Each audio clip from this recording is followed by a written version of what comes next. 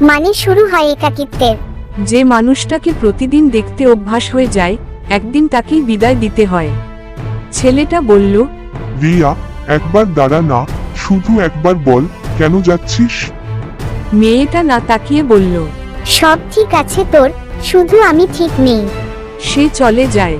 ছেলেটা চুপচাপ রেললাইনটার দিকে তাকিয়ে থাকে, হাতে চিঠিটা ভিজে যায় বৃষ্টিতে। কিছু চলে যাওয়া মানে শেষ না, মানে শুরু হয় একাকিত্বের। ছেলেটি বলল, তুই ঠিক থাকিস রিয়া, আমি তোকে দোষ দিচ্ছি না। আমরা অনেক সময় ভালোবাসি, কিন্তু বলতে পারি না। 2 বছর পর ছেলেটা আবার একই রেল স্টেশনে আসে।